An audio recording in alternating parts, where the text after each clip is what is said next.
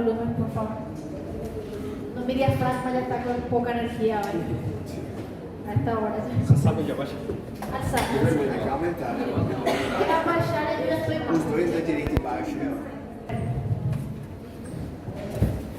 Mía no puede estar acá, ahora está en mi casa reposando, con reacciones febriles. Caramba. Vamos a respirar y ustedes me tienen que ayudar, ¿sí? Eso solamente porque hizo una mega propaganda que me puse la vacina y la vacina dijo, ajá, toda felicita, ¿sí? Ahí hoy ya amanecí con fiebre, pero bueno. Fiebre no mata, gripe no mata. Aquí estamos. Igual, gente, voy a tratar de dar una clase relativamente rápida, porque además de eso, dentro de unos minutos también tengo que embarcar. Ustedes saben que es un congreso esta semana. Yo tengo que estar allá mañana para dar una charla, pero me quedé acá hoy por ustedes. ¿Sí? No es cierto, estamos muy atrasados y si otra vez perdí justo miércoles, justo con ustedes, ahí se vienen 2 lunes que son feriados en mayo. Sí. 1 de mayo es feriado, 15 de mayo es feriado, y solo nos atrasamos. Complicado, ¿está bien? Entonces, esta es una clase corta, fácil, todos tienen una idea del tema también, ¿verdad? Algo parecido a lo que habíamos hablado con el esófago. Repaso rapidito esófago. Dijimos que el síndrome esofágico era ¿qué cosa? Disfagia, regurgitación, pirosis, dolor. Dolor torácico anterior, pero el dolor de esófago es un dolor que se ocasiona por la inflamación. El dolor de esófago se acompaña a los otros síntomas esofágicos, ¿está bien? ¿Quieres tu cuaderno ahí para anotarlo? Todo memoria fotográfica. ¿Sí? Mira ahí. No le puedes dejar a tu compañero que abajo están las preguntas de examen porque se van a quedar con inveja que te quedaste ahí. Bueno, una vez dije eso, sí, en broma, había una alumna acá y le dije, profesora, ¿por qué solo él tiene acceso a las preguntas? Y le dije, me parece que yo voy a dar las preguntas, por favor, ¿sí? Aclaro, enviada, por si alguien no te pregunta. Bien, entonces, esos síntomas esofágicos, hay uno de ellos que es la pirosis, que nosotros hablamos que es la quemazón que sube, ¿verdad? Y llega hasta la garganta. Súper importante no confundir con el ardor en epigastrio, que sería un síntoma de una gastritis mayormente, o una afectación del estómago como tal. Entonces, la úlcera tiene 2 variantes asociadas frecuentes que nosotros vamos a ver. Y una lesión común de estómago con factores de riesgo establecidos, con síntomas propios. Siguiente. ¿Qué sería una úlcera? Encima tampoco tengo mi puntero. Esta pérdida de la integridad de esa mucosa, de esa estructura del estómago. Entonces, cuando se pierde y produce un defecto, es el concepto, gente, de úlcera en cualquier parte. ¿Está bien? Una pérdida de la integridad, un defecto, si es en la piel, en el caso de la mucosa, y eso genera una excavación. ¿Cuál es el problema con el estómago? Que debajo de esa mucosa nosotros sabemos que hay una submucosa, ¿verdad? Que hay una capa muscular y después tiene una muscular y una serosa. Mientras todo eso va penetrando para adentro, el proceso inflamatorio, intentando evitar una perforación de esa víscera, crece porque el cuerpo trata de proteger y a raíz de ese proceso inflamatorio genera una base o un tejido fibroso. Entonces tengo una ruptura de la mucosa que necesita alcanzar la submucosa. ¿Está bien? Porque si no puede ser una erosión. ¿Dónde se vería una erosión? La erosión se puede ver cuando hay algún alimento irritante importante. Pueden, si quieren, agarrar y comer un chile jalapeño, de eso de los mexicanos, ¿sí? Tomar tequila encima, así como hacen los mexicanos, ¿verdad? Colocar ahí después limón acá, y esa es la comida de ellos. Tú dices, ¿cómo están vivos esos tipos? Porque todo lo que hay también tiene que salir. A mí me preocupa más esa parte, ¿verdad? Y es una cuestión de hábito. Ustedes sabían que ni siquiera ellos tienen el índice de úlcera más alta en el mundo. Si uno analiza, se ve por epidemiología bastante en Japón. No es que yo diga que los japoneses también comen súper bien, ¿verdad? Porque los asiáticos, desde murciélago, ratón, serpiente y todo lo demás. Pero hay que entender que hay varios factores relacionados. Repito, estoy hablando de comida, de lesiones del estómago, porque todos podemos de repente probar algo raro y eso irrita, erosiona la mucosa, eso no es úlcera. Ah, pero duele, te dio náusea, te molestó, te dio ardor, pero no es úlcera. Úlcera por concepto es una excavación que llega a la submucosa. ¿Está bien? ¿Qué fue lo más raro que comieron de alimento? No me digas que era una comida paraguaya porque no son ricas. Eu comi tubarão. Já comi tubarão. Yacaré, ¿ya comieron? Já. Ah, rico, vamos a ver. ¿Qué más? Ah, conejo, ¿ya comieron? Não. Conejo rico con salsa de amendoín. ¿Qué más? Yo ya comí escorpión, alacrán, ya comí sapo, ya comí grillo, ¿sí? Y ahora quiero comer aquellas, no es que quiero comer, quería tener la oportunidad de probar aquellas hormigas extrañas que se comen o en India o en México o en los países de Asia. Tanajura? Sí. Tanajura, será? Sí, no pongas Eu nunca comi, já comeu? ¿Por qué digo eso? Porque te da primero una sensación horrible. Después de haber comido eso, nos mirábamos con mi amiga, nosotros viajamos, y cada vez que había algo verde en la ensalada, nos miramos y diciendo, esto me hace acordar el sapo. Yo no quiero. Y el día de su casamiento me dijo, ¿puedes creer que le dije a mi marido que no coloque nada verde en la mesa, solo para no pasar por tu mente que nosotros comimos sapo? Me dijo, me puso una cena sin ensalada verde porque ella no quería acordarse el color. ¿Por qué es importante esto? Siguiente. Lo que estoy hablando tiene que ver con un mecanismo cerebral de regulación. ¿Alguna vez sintieron hambre después de mirar la hora? Caramba, mediodía, y parece que ahí el estómago se acuerda que tienen hambre. ¿Ya pasó eso? ¿Sí? O ustedes están programados por una sensación de hambre.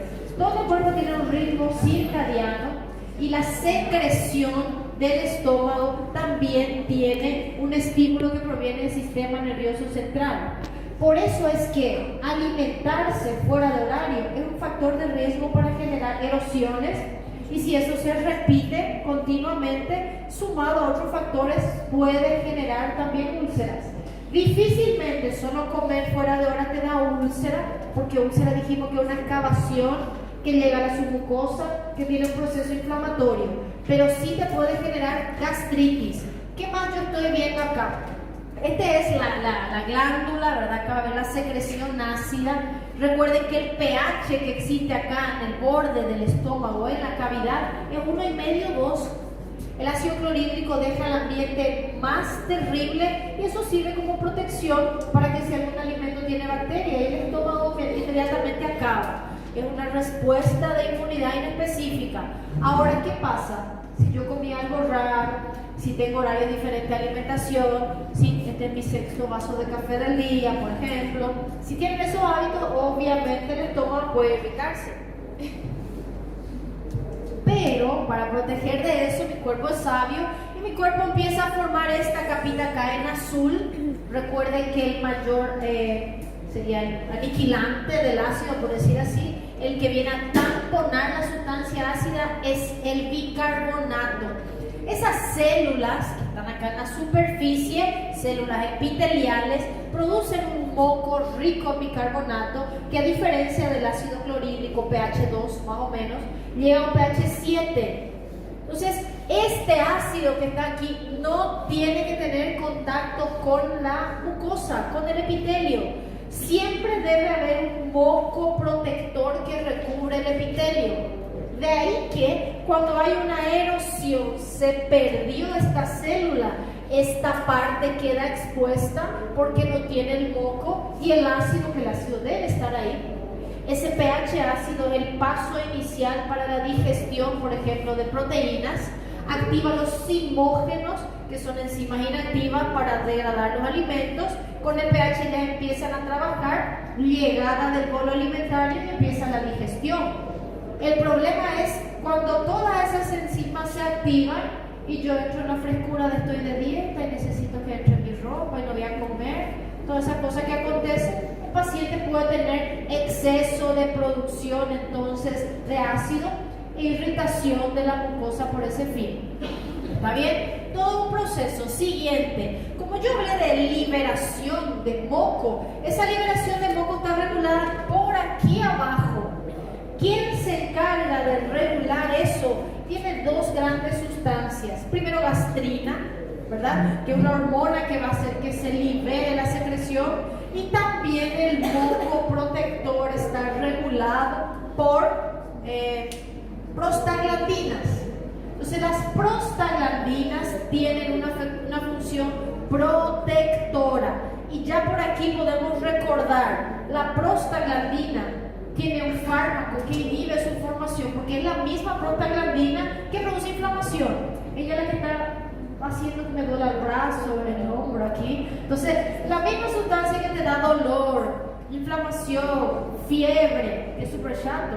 Es la misma sustancia que protege el estómago. ¿Qué ustedes toman o qué toma el paciente cuando tiene síntomas de inflamación? Antiinflamatorio. ¿Y cuál es el mecanismo de acción del antiinflamatorio? Cortar la prostaglandina. Acabó el dolor, acabó la fiebre, acabó la inflamación, acabó la prostaglandina que produce moco protector. Y el ácido que está ahí todavía produciéndose quema la mucosa. Entonces, la solución convencional que se hace en el día a día, ¿qué cosa es? Cortar el ácido junto. Va a tomar un aire, le vamos a dar un omeprazol. Solución, ¿verdad? No formé moco, no formé ácido y la mucosa no sufre. Pero recordar que ese ácido tiene una misión fisiológica allí. ¿Se entendió?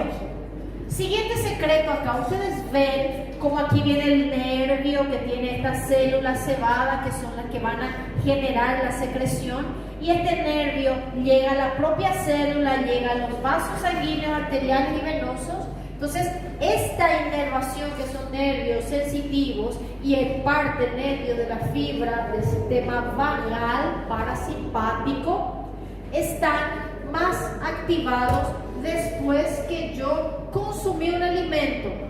Vamos a traducir lo que pasa acá. Después de comer algo, se activa una descarga para llenar el estómago tanto de moco protector como de ácido clorhídrico. Y todos nosotros sabemos que después de una comida abundante, ¿qué es lo que acontece con la mayoría de las personas? Una somnolencia, ¿verdad? Porque hay una liberación alcalina y eso se conoce como marea alcalina. Y en el intento de repente de compensar eso, inclusive puede pasar a la circulación inmediatamente después de comer, eso me genera una somnolencia. Segundo, el flujo de sangre, tanto en el estómago como en el intestino, después de alimentarnos, aumenta. Eso es incremento de la circulación esplásmica. ¿Por qué mi cuerpo sabe que tiene que aumentar el flujo? Porque yo preciso absorber esos alimentos, ¿verdad? Entonces, esos alimentos están acá en el estómago para generar ese aumento de flujo y tienen que distender el estómago. Y vuelvo a repetir, es importante alimentar a la persona para que no se corte nada de estos reflejos. Bien, a partir de acá yo ya tengo 3 mecanismos de lesión de la mucosa. Hay cirugías en donde se corta este nervio. Hay pacientes que se hacen bypass, gastrectomía, ya sea por obesidad, ya sea por tumores, etc. Bien, hay pacientes que se operaron, se complicaron y quedaron sin esa secreción. Segundo, hay pacientes que yo le corté la prostaglandina porque le di AINES. Y tercero, hay pacientes que yo le di un antisecretor y después corté ese antisecretor y vuelve a emerger. Entonces, uno de los mecanismos de formación de lesiones, alteración del equilibrio de la mucosa protectora. Ejemplo, AINES. ¿Se entendió? Siguiente. La regulación de esa secreción, nosotros hablamos de, tiene que ver con el nervio vago. ¿Cuál era el neurotransmisor del nervio vago? Acetilcolina. Entonces, acetilcolina tiene receptores en varios tipos de células en el estómago. Todas esas células van a llevar a secreción ácida. Células enterocromafines, células D, células parietales, células G, que es la célula que produce la gastrina. El objetivo común de todo ello va a ser liberación ácida. Por eso en algún momento extremo de un paciente con úlcera recurrente, nosotros optamos por la vagotomía como opción quirúrgica, porque ustedes ven que se va a estimular cualquiera de las llegadas, solo que esto se activa a nivel central. por el horario de comer, y acá arriba en el hipotálamo, y todos también sabemos eso, cuando estamos viendo los catálogos de comida y hay un alimento bien lindo. ¿Alguna vez asistieron a algún video o propaganda? ¿Cómo se saca foto de los alimentos? Saben que es todo falso, ¿verdad? Esa lechuguita toda mojada que tiene el agua, hasta la lechuga parece rica ahí en la foto, ¿verdad?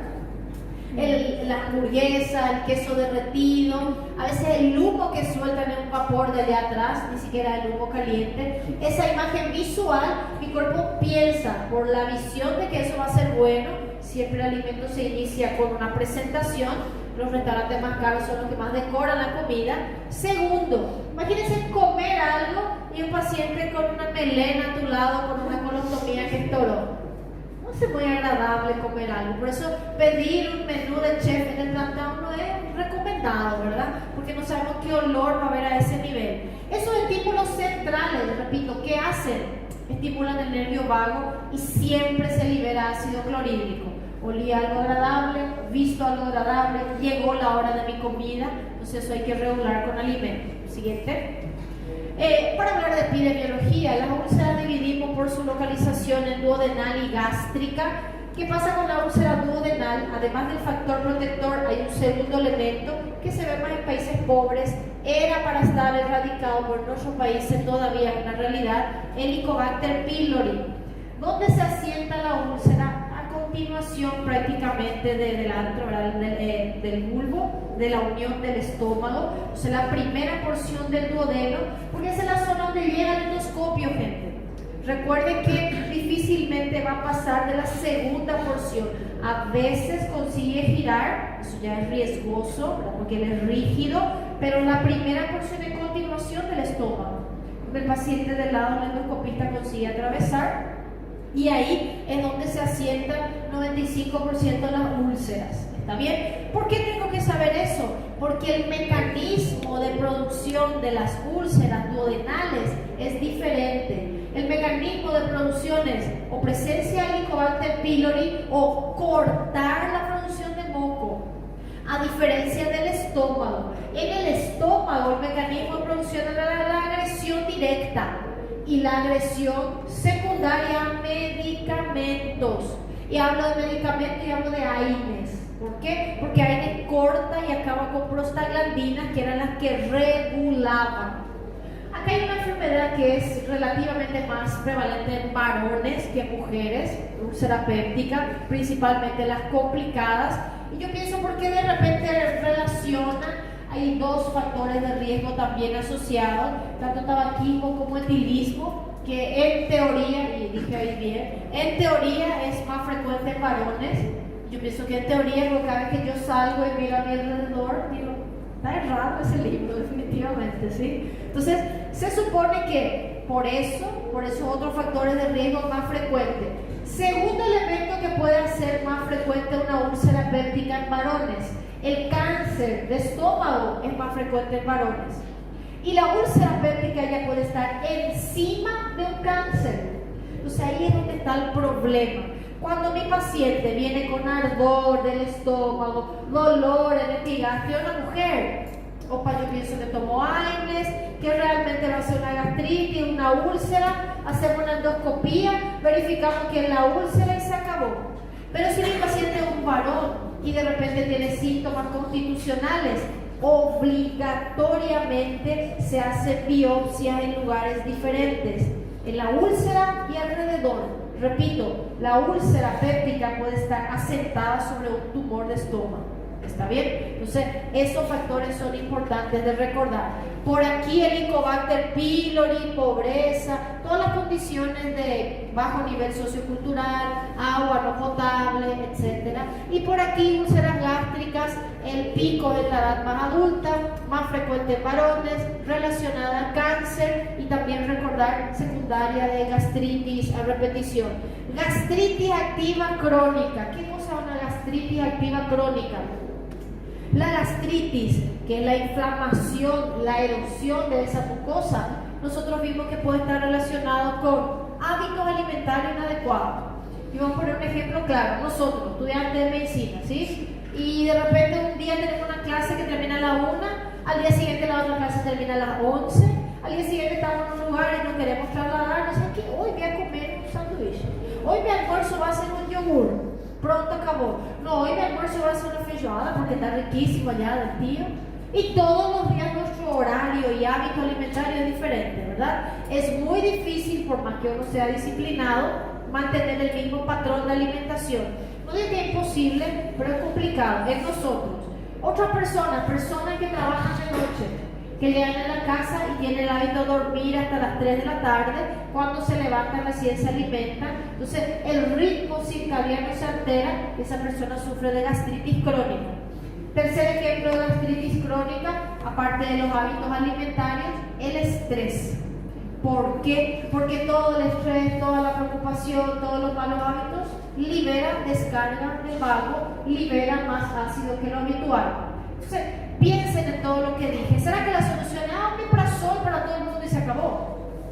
No. Y eso que no hablamos del que toma aire por cuenta, ¿verdad? Que acá en la ciudad uno se va a comprar banana aquí a media cuadra y de trocado te dan un ibuprofeno, probablemente. Se van en el mercado ahí, ¿está señora? ¿Quiere su vuelto o quiere el real de guaraní o el ibuprofeno? Más o menos el cambio, ¿verdad? Y la persona se automedica con aires. Aparte, son medicamentos que se pueden comprar en la farmacia sin prescripción. ¿Se entendió?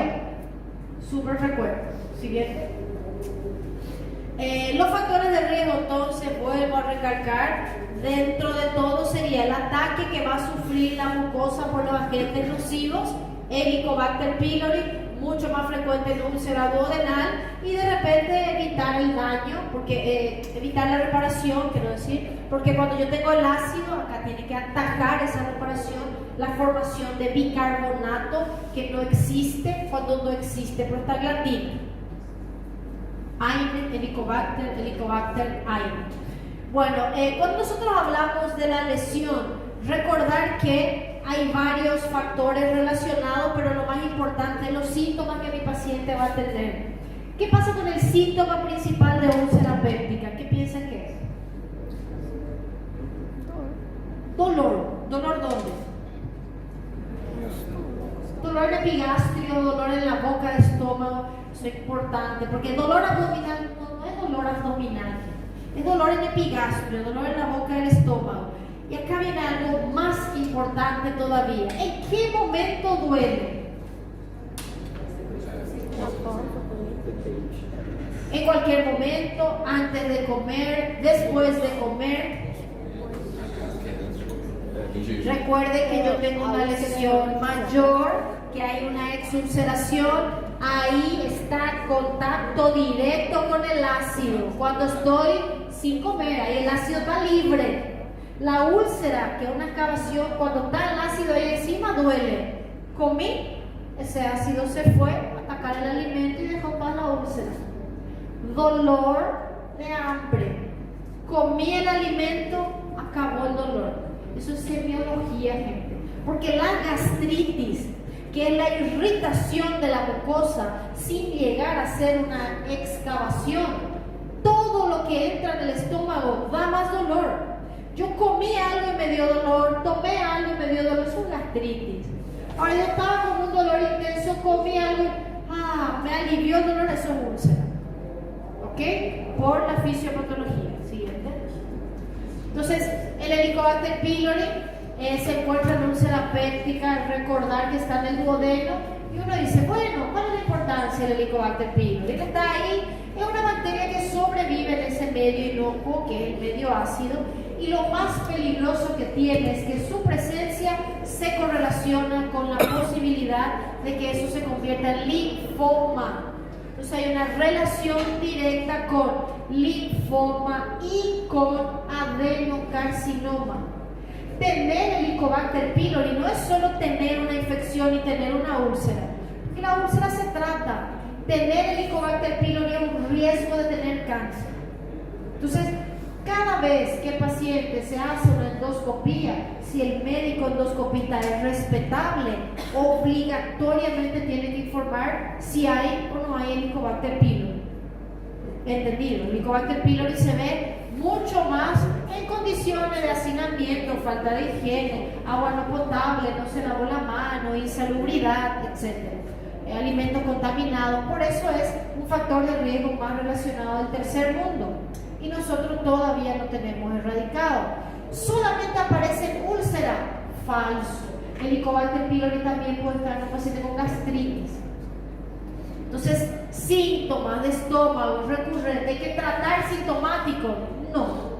Hay que encaminar para hacer una endoscopía y búsqueda del Helicobacter pylori. ¿Solamente se diagnostica el Helicobacter por endoscopía? No. Yo puedo diagnosticar por antígeno, puedo hacer sorología, puedo hacer un test de aliento, pero es más costoso. De repente en la biopsia directa o en el test local en la endoscopía, en el acto de la endoscopía, es más rápido y más fácil. ¿Ok? El Helicobacter entonces, relacionado a úlceras, países pobres, también causa gastritis, localización más frecuente, úlcera duodenal. En ningún momento dije que es exclusivo de nada. Se dan cuenta que más común, pero puede estar en el estómago, puede. Causa linfoma, pero puede causar otro tipo, puede causar adenocarcinoma. Muy frecuente en la úlcera péptica, pero puede causar gastritis, puede causar gastritis. ¿Está en todo el mundo? Tampoco. Hay pacientes que tienen gastritis, úlcera y no tienen el Helicobacter pylori. Eso, ¿verdad? Siguiente. Entonces, la idea del Helicobacter pylori, yo tengo 3 tipos de respuesta cuando hay infección crónica por el Helicobacter pylori. Todo depende de la localización de la inflamación, por decir así. Cuando la gastritis es atrófica y predomina en el cuerpo gástrico, yo puedo llegar a tener una úlcera gástrica. Hasta ahí ya sabíamos. Pero cuando la gastritis atrófica predomina en el cuerpo gástrico, eso puede llevar a metaplasia, displasia y adenocarcinoma. Entonces, sí o sí, reitero, el tipo de dolor no me dice en qué parte del estómago está la úlcera. Saber si es atrófica, si no es atrófica, eso solamente con la biopsia, con la endoscopía, perdón. Siguiente detalle, todas las veces que el paciente tiene Helicobacter, ¿él va a ser úlcera? No. Dependiendo de dónde se localice y si no desarrolla la atrofia, el paciente puede simplemente comportarse como pangastritis. Hace una inflamación general y no llega a ser la úlcera. ¿Bien? Y lo otro que también hay que tener en cuenta, acá puede quedar o asintomático, hablamos del cáncer y hablamos del linfoma mal. Entonces, no hay cómo saber cuál es el camino que va a seguir, pero hay una pista interesante. Nosotros podemos medir la cantidad de ácido que produce ese paciente, ¿bien? Y siempre que el nivel ácido, fíjense, es más bajo, menos ácido, atrofia. Y eso es peor. Menos síntomas, el paciente de repente no va a sentir, pero la atrofia me va a llevar a metaplasia, displasia y cáncer. Entonces si tiene muchos síntomas, si tiene más ácido, ¿está bien? No. Si tiene más ácido, puede ser úlcera péptica o puede ser linfoma. Entonces, ¿cuál es la solución si hay Helicobacter pylori? Erradicar el Helicobacter pylori. Bajo ningún motivo su presencia es buena. ¿Sí? Una pregunta interesante. Complicaciones de tener Helicobacter pylori, infección crónica, úlcera duodenal, linfoma, úlcera gástrica, cáncer gástrico. ¿Se entendió? Siguiente. La úlcera péptica por Aines. ¿Qué pasaba con la úlcera péptica por Aines? Ese es el mecanismo más común, ¿verdad? Inhibir la producción de prostaglandina. ¿Cuál es la consecuencia de no tener prostaglandina? Hay un desequilibrio en esa mucosa, en esa protección. La prostaglandina hace lo siguiente: ella regula la gastrina para que ella libere en las otras células ácido clorhídrico y ella misma forma bicarbonato. O sea, si no hay prostaglandina, las dos cosas acontecen. No tengo bicarbonato y tengo exceso de ácido. Gente, tengo muchos atacantes y cero defensa. ¿Está bien? Eso es lastimosamente lo que pasa con mi equipo tricolor ahora. Nunca va a ganar. Pero bueno, no importa. Entonces, ¿se entendió la idea? Sí o sí va a dar síntomas. Entonces no damos aire de nadie. Todos sabemos que son medicamentos del día a día. Si yo doy por corto tiempo, si doy asociado en ese momento a algo que pueda sustituir el moco, cuidado, yo no dije omeprazol, yo no dije cortar el ácido, dije algo que pueda sustituir el moco. Sí, esos son los fármacos que realmente se llaman protectores gástricos y no el omeprazol. Porque todo el mundo, voy a tomar un protector de estómago y tomo un omeprazol para cortar el ácido. No está protegiendo nada, está dejando tu estómago liberado, sin el ácido, que todas las bacterias ahí pasen.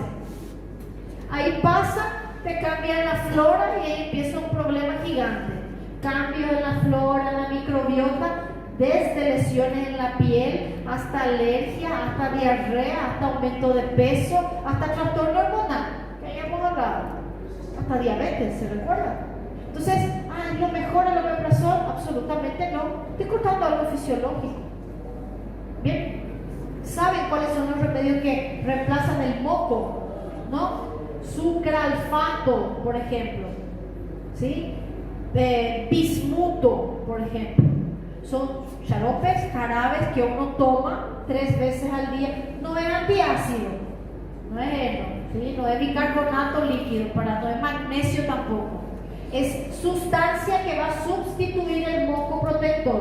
Sucralfato, bismuto. No corté el ácido, tengo que cortar la prostaglandina porque yo quiero lastimosamente cortar el dolor, ¿está bien? Y hago eso. Hoy en día yo tengo 2 tipos de AINES, ¿recuerdan? Están los AINES que son COX-1, COX-2, ibuprofeno, cetoprofeno, ketorolaco, que conocemos. Y hay otro tipo de antiinflamatorio, ¿cuál es? Celecoxib, etoricoxib, aquellos que inhiben COX-2. ¿Cuál es la misión de esa enzima COX-2? Ella está ahí para cicatrizar. Y uno dice, doctora, yo tomo el inhibidor selectivo de COX-2, entonces no voy a cortar la prostaglandina, pero no voy a tener cicatrización. Si mi paciente ya tiene gastritis, inclusive puede ser peor el etoricoxib. ¿Ok? Porque la propaganda de ese fármaco te dice, no produce gastritis, no corta del todo la prostaglandina. Ajá, pero no cicatriza. Y ahí la gastritis se vuelve úlcera péptica. Entonces, hoy hay propaganda contra AINES en la clase. ¿Sí? Siguiente. Factores patógenos independientes. Entonces, los más comunes serían H. pylori y AINES. Los independientes, lo que hablamos, histórico familiar, tabaquismo, ciertas enfermedades, cirrosis, enfermedad renal, déficit de alfa-1, antitripsina. ¿Por qué? Porque es una antiproteasa. Entonces el paciente puede tener lesiones y exulceraciones. Enfermedades crónicas siempre son enfermedades que son riesgo. Cardiopatía, nefropatía, hepatopatía, pancreatitis crónica, todos son riesgo para hacer úlcera péptica. Siguiente. Dentro de las infecciones, nosotros hablamos también en esofagitis, citomegalo y herpes simple. Toxina es difícil que veamos, pero quiero nada más llamar la atención a 2 de estos fármacos aquí. ¿Conocen el bifosfonato? ¿Sí o no? Alendronato, ¿ya escucharon hablar? Fármaco que ayuda a que se absorba calcio. Nunca le dieron calcio a una señora y le dan un medicamento que es para favorecer la absorción de calcio, inclusive puede producir perforaciones. ¿Está bien? Alendronato, bifosfonato. Segundo medicamento importante, corticoides. Yo estoy hablando ahora con los muchachos de medicina interna 3 y casi todas las enfermedades de reumato se tratan con, todas realmente, se tratan con corticoides. El paciente va a ser un consumidor crónico de corticoides, ¿sí? No inhibe prostaglandina directamente, pero está relacionado de forma independiente con úlcera. Claro, enfermedades más específicas, Crohn, ella misma puede generar una úlcera en el estómago y en todo el intestino. La radioterapia y enfermedades de acumulación, sarcoidosis, etc. Siguiente. A ver, hablamos aquí factores factores del Helicobacter pylori. Creo que ya mencionamos todo eso. Siguiente. La neoplasia y la gastritis crónica es el mismo gráfico anterior, es la continuación. Y ahora sí, cuadro clínico, como el dolor de la úlcera, dolor en epigastrio que quema, que parece que rompe, eso se llama lacerante, corta el estómago y es una sensación de hambre dolorosa. Entonces, aquí también se hablaba en algunos tiempos de dolor en más tiempo, 2 tiempos y 3 tiempos. ¿Qué quiere decir eso? En la úlcera duodenal, el paciente puede llegar a tener dolor que le despierta, se alivia el dolor y después rápidamente vuelve el dolor. En la úlcera gástrica, un dolor, comió, se alivia y solo después de la próxima comida otra vez es dolor, comió, se alivia. En la úlcera duodenal da como un alivio momentáneo y después el paciente vuelve a tener dolor. Gente, esto hoy en día ya no se ve tanto. ¿Está bien? Es muy difícil. ¿Por qué es difícil? Díganme. ¿Qué es lo que hace el paciente cuando siente dolor o molestia?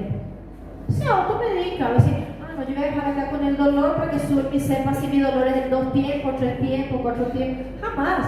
Paciente ya sea dice, tengo un dolor en el estómago, ya tomé gastritis, ya tomé heno, ya tomé ya de la abuela, del vecino, ya tomé una planta verde, tomé tereré, ¿sí? Todas las cosas que me ofrecieron, agua caliente, agua helada, leche, ¿sí? A ver si me olvido de algo que conocen. Magnesio mismo, conocen leche de magnesio Philips. No puede ser que haya una abuela de acá, de este grupo, que nos haya recomendado eso para todos los dolores, ¿sí? Esa era mi familia. ¿Te duele la boca? ¿Te duele la boca? Magnesio. Peor que muchas veces cortaba el dolor, ¿sí? Entonces, eso está descrito, que yo quiero que ustedes recuerden. No es exclusivo, pero mayormente las úlceras, comí y alivió el dolor. ¿Siempre pasa eso? No. Hay veces que en el estómago, dependiendo dónde está, el alimento también puede causar dolor. Y doctora, yo no sé si es úlcera o si es gastritis. Y no hay cómo saber eso solo por la clínica, gente. Es endoscopía el diagnóstico. Pero en el examen lógico que yo les voy a colocar a ustedes, un paciente que refiere a hambre dolorosa, comió y alivia el dolor del tarán. Esa es úlcera, ¿está bien? Porque usted tiene que saber lo clásico, ¿se entendió? ¿Dónde va a ser el dolor? Boca del estómago, dolor lacerante, hambre dolorosa. Ahora, ¿qué puede pasar con esa úlcera? Se puede perforar. ¿Qué puede pasar con esa úlcera? Puede sangrar. ¿Qué puede pasar con esa úlcera?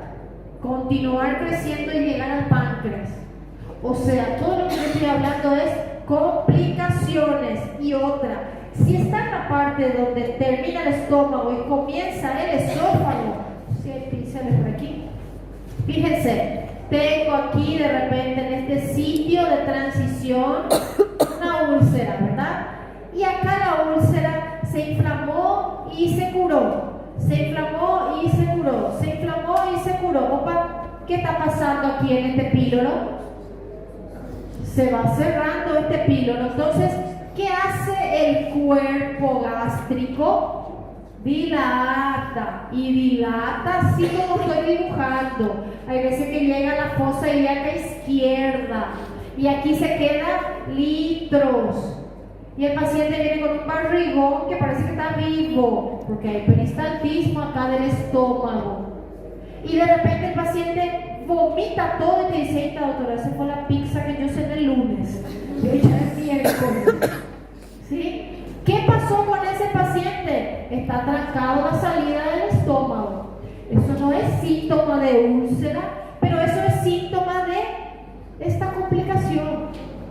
Que puede acontecer que el síndrome pilórico. Entonces el estómago se dilata, el paciente tiene vómito, yo veo esos movimientos que se llama movimiento de Kussmaul, peristaltismo visible en la barriga del paciente, el estómago se siente acá abajo, chapoteo. ¿Saben lo que es chapoteo?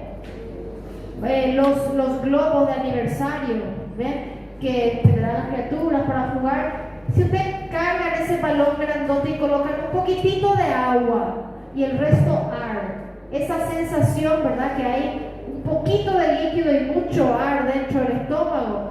Esa es la sensación de chapoteo. Todos nosotros tuvimos eso en el estómago. De repente cuando hay distensión, comimos mucho, parece que se siente líquido y gas acá adentro, ¿verdad? En los bebés se nota porque se infla y se desinfla y parece que chacualla el estómago, y la sensación es esa, un balón con aire y con líquido. Eso es el chapoteo. El paciente tiene chapoteo, tiene movimiento visible, el estómago está aquí abajo. Ahí vomitó y vomitó lo que comió hace 3 días. Ah, pero eso no es úlcera, pero es síndrome pilórico, que es una complicación de la úlcera. ¿Me entendieron? Siguiente complicación. El hombre viene y dice: doctora, yo solía tener dolor aquí en la boca, en el estómago.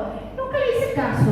Tomaba ahí mi leche, tomaba remedio yuyo, ¿sí? Me iba a hacer 3 vueltas a la izquierda, después 2 vueltas a la derecha, bien de santero. Funcionaba todo eso, doctora. Ahí pasó el dolor.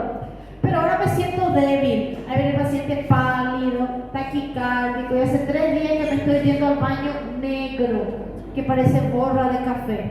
¿Qué tiene el paciente? Hemorragia digestiva alta. Eso es melena.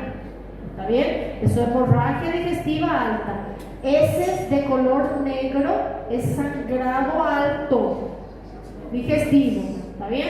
El paciente tiene melena. Heces negras, vómito persistente. Oh, el paciente estaba bien y te dice: doctora, yo sentí así un dolor, pero de repente el dolor rompió ahí intenso y yo me voy al examino y tiene abdomen en tabla, rígido, presioné, solté, reacción peritoneal. ¿Qué pasó con ese paciente? Perforó la úlcera. Pero yo solo llegué al diagnóstico de úlcera perforada y síndrome peritoneal porque yo sospeché úlcera. Porque yo le pregunté cómo era el dolor en el estómago, lancinante, mejoraba con el alimento, o para una úlcera que perforó. Viene con heces negras. ¿Cómo era el dolor en el estómago, lancinante, mejoraba con alimento, una úlcera que sangró? ¿Qué tiene ahora? Vómito, chapoteo, distensión. Es una úlcera que hizo síndrome pilórico. ¿Está bien? Entonces, muchas veces la úlcera puede ser debut con las complicaciones: hemorragia, perforación, obstrucción del orificio de salida, que sería síndrome pilórico, y la penetración sería que la úlcera crece hacia el páncreas. ¿Está bien? Eso puede acontecer por la cara posterior. Diagnosticamos con varios, no se usa mucho en el estómago, pero está descrito ahí en el libro y hay que saber. Lo que se usa realmente es endoscopía, y lógico testear para el Helicobacter pylori, ¿sí? Siempre hacer el estudio. El estudio con varios te muestra el nicho, obviamente, ¿verdad? Esa es la emergencia, porque esta es la cavidad, esto es blanco, el contraste, y esto que salió del contraste es un nicho, porque hay una ulceración a ese nivel. ¿Bien? Eso entonces hay que hacer en la sospecha.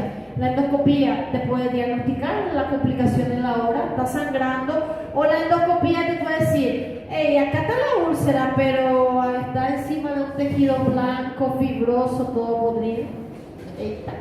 Ese paciente tiene úlcera, pero aparte de eso, tiene un cáncer probablemente. Entonces la endoscopía te ayuda con eso. Esto es interesante, ¿verdad? El método diagnóstico del Helicobacter pylori, yo les dije, el método puede ser con la penetración del endoscopio, ¿verdad? El paciente se hizo endoscopía y se hace biopsia, se saca un pedazo del estómago y ahí está el Helicobacter pylori. Pero el paciente que no se hace endoscopía, ¿cómo voy a diagnosticar? Una de ellas interesante es heces, el antígeno en heces. Segundo, el Helicobacter pylori va a producir urea, es el test que se hace con el endoscopio, pero ese test se puede hacer en la boca. Entonces, test de urea en el aliento. Y tercero, el Helicobacter es una bacteria, y si es una bacteria, mi cuerpo forma anticuerpos contra él. Ahí yo hago análisis de sangre y sé anticuerpo contra el Helicobacter, antígeno en las heces, test de urea en el aliento, y no dice endoscopía. Interesante, ¿verdad? Siguiente. Obviamente eso hacemos para el control. Tratamiento del paciente: antiácido, gente. Mira, es tan difícil como nadar con los delfines. Alguien dice, oh, voy a nadar con los delfines, y uno llega y alguien de los vendedores manipuló y tenemos que pagar no sé cuánto para nadar con los delfines. ¿Es así? No se usa mucho estos tratamientos, pero el libro todavía te cuenta. Creo que cimetidina ni se comercializa más ni en Brasil ni en Paraguay. Ranitidina sacaron del mercado porque se relacionó con cáncer. No hace mucho eso, hace unos años atrás.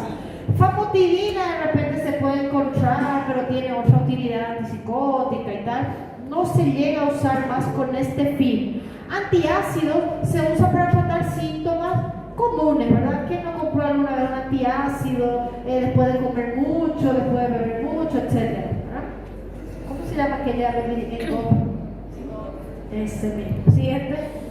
Antiácido. Ahora, ¿cuál es nuestro carro de tratamiento de la úlcera? Cortar la bomba de protones. Nosotros hacemos omeprazol, pantoprazol, lansoprazol, ¿está bien? Cualquiera de ellos, es omeprazol, los inhibidores de bomba de protones en dosis doble. Estos son los fármacos protectores de mucosa. Lógicamente, misoprostol no se usa como protector de mucosa. Misoprostol es el mismo que se usa para abortar. Entonces no vamos a usar. Imagínense si se vendía en la farmacia. ¿Sí? Hola, disculpe, quiero comprar misoprostol, mi novia está con gastritis. Probablemente en vez de no le iba a poner. Entonces mejor no se vende en la farmacia libre, ¿verdad? Lo que sí se vende, bismuto y sucralfato, que son como xaropes que cumplen la misión de proteger el estómago. Inclusive el bismuto puede erradicar o ayudar a erradicar el helicobacter. Pero acá viene lo más importante. Esto es protección de la mucosa. Yo tengo que matar una bacteria. ¿Qué falta en el tratamiento? Antibióticos. Antes de pasar, ¿cuáles son los antibióticos en donde el helicobacter está incluido en su espectro? Buena pregunta, ¿verdad? ¿Ustedes no vieron fármaco todavía? Todavía no. Año que viene, semestre que viene. Está bien, les disculpo. Claritromicina, amoxicilina, clavulanato, amoxicilina, surfactán son los fármacos ideales, pero una bacteria intestinal. Entonces el imidazol clásico, que es el metronidazol, también le mata. ¿Qué es lo que nosotros hacemos? Tratamos de combinar dos antibióticos. Tetraciclina también, pero tetraciclina es difícil de cumplir el tratamiento, mucho efecto adverso. Entonces los fármacos más utilizados en el día a día es esquema 3. Inclusive se vende algo que se llama Elipac, que ya viene el inhibidor de bomba de protones y 2 antibióticos. El tratamiento es 10 a 14 días, ¿está bien? 2 semanas de tratamiento, y el tratamiento en una dosis relativamente alta. Normalmente amoxicilina es 500 cada 8, acá yo le doy 1 gramo cada 12, 500 cada 12 de claritromicina y dosis dupla de omeprazol. Esto implica que 1, 2, 3, 4, 5, 6, 7, 8 comprimidos por día en un paciente que le duele el estómago. Entonces, por lógica, ¿qué les parece que hace la mayoría de nuestros brillantes pacientes? Toma un día, el segundo y el tercero, mando 8 comprimidos. Súbita loca, si ya me olía mi estómago y me manda 8 comprimidos para tener más dolor de estómago, y abandona el tratamiento. Muy común, el paciente empieza a mejorar, cicatriza, y por eso la consecuencia, entre otras cosas, puede ser después un síndrome pilórico. ¿Está bien? Entonces, esquema más común, hay varios, gente. Yo le puse aquí el más antiguo inclusive, este de acá: omeprazol, claritromicina, amoxicilina. El esquema cuádruple es, aparte de 2 antibióticos, 2 protectores. Puede ser bismuto, puede ser sucralfato. Tampoco se usa, difícil de conseguir. Nosotros en nuestro medio no tenemos bismuto en comprimido. Alguna vez van a escuchar hablar del Pepto-Bismol. Bismuto, un medicamento de venta libre también en Estados Unidos, y se usa para el tratamiento sintomático de muchas cosas: náusea, vómito, diarrea, cólico. Entonces, bismuto es relativamente fácil de conseguir allá, no acá. ¿Está bien? Por eso está ahí en el libro de los norteamericanos. Nosotros esquema triple es lo más común. Bueno, a ver qué tenemos aquí. Paciente que tiene dispepsia. Dentro de las cosas que tenemos que ver es descartar enfermedad por reflujo, descartar enfermedades biliares, descartar síndrome del intestino irritable, descartar simplemente gases en el paciente. Malos hábitos de alimentación, come mucho, come mal, come grasa, toma gaseosa, fuma, bebe. No vamos a estar iniciando antibióticos para H. pylori, como una educación alimentar al paciente. Pero no es nada de eso. El paciente realmente ya cambió su estilo de vida y estoy sospechando de que pueda tener una lesión.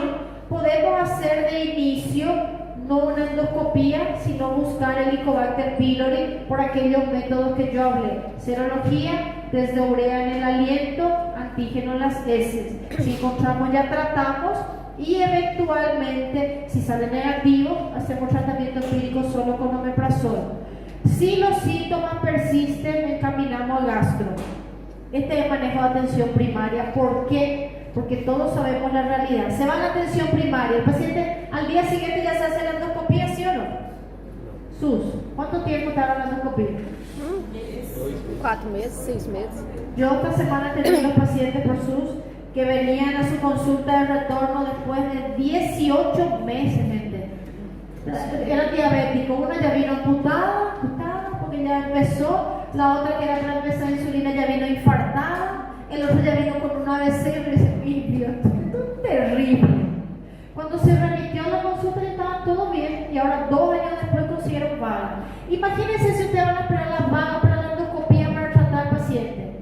Es peligroso, triste, pero en nuestra realidad Paraguay es peor. Paraguay no tiene. Si no tiene plata para pagar el privado, ya era, no tiene. Pero doctora, yo estoy sospechando que tiene úlcera y precisa una endoscopía. Señor, tenés que vender tu gallina, ¿sí? La otra gallina. Primero mandarle poner unos cuantos huevos, vender todos los huevos primero y después vender las gallinas. No hay en el sistema público de Paraguay. Entonces, ¿qué es lo que se hace? Intentar ver si yo diagnostico el Helicobacter pylori para tratar e inicio tratamiento empírico con el omeprazol, dosis doble, 2 semanas, para tratar como si fuera una úlcera péptica. Y tal, no mejoró y te decía, tiene que ir a hacer una endoscopía. ¿Ustedes están autorizados a tratar de forma empírica la úlcera? Sí. Pero no tengo endoscopía, podés tratar igual. ¿Se entendió? Inclusive en la práctica real tratamos para H. pylori. No me voy a meter en las opciones quirúrgicas, porque recordar que inclusive hay una clase de cirugía donde ustedes tienen las complicaciones de estas cirugías, ¿verdad? El dumping, el asa ciega, ¿bien? Entonces todo esto va a depender del tipo de cirugía que el paciente se hace. La idea es dónde está la úlcera, ¿verdad? Y ahí se va a hacer una unión o se hace en el asa y se deja el asa ciega. Esas son las opciones quirúrgicas. Esto es lo mismo que bariátrica, ¿está bien? Y el paciente va a tener las mismas complicaciones. La absorción, comió, inmediatamente tiene diarrea, entre las infecciones y los déficits de nutrientes. Siguiente.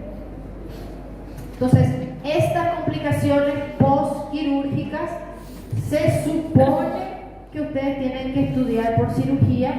Si nunca le dieron una clase de esto en cirugía, yo les recomiendo leer un párrafo para cada uno. Todos nosotros sabemos que el paciente va a tener problemas biliares porque se cortó ese esfínter que va a tener, puede haber reflujo de secreción biliar. Mala digestión, se predispone a cáncer. Recordar que hablamos que se pierde la regulación, puede tener diarrea, pero la diarrea puede ser por evacuación gástrica y también por sobreinfección de esa asa eferente. Cada uno tiene síntomas diferentes. Repito, estas son complicaciones del paciente que se operó. Imaginen llegar a operar una úlcera. Si es que no se complicó, es muy difícil, ¿verdad? Generalmente responden al tratamiento médico. Y bueno, eso no es una úlcera, es un volcán aquí al lado en Bolivia, en el Salado de Junior. Bueno, creo que eso era una montaña de cierto. Era un lugar lindo por ahí que me fui. Viste que tengo que volver a viajar para acordarme de las fotos, ya ni me acuerdo de estas. Está complicada la situación. Está difícil. ya una foto y no sé dónde es, entonces preciso renovar el stock de fotos para usted. Es que yo viajo solo para los alumnos, ¿ustedes sabían? Tomar foto y colocar en la clase. ¿Qué será eso? Básicamente, ¿sí? Si no, la clase ni queda linda, sin la foto al final. ¿Se entendió, gente? Sencillo, todos tenemos una gran idea de esto. Tema corto, fácil, pero importante también, ¿sí? Bueno.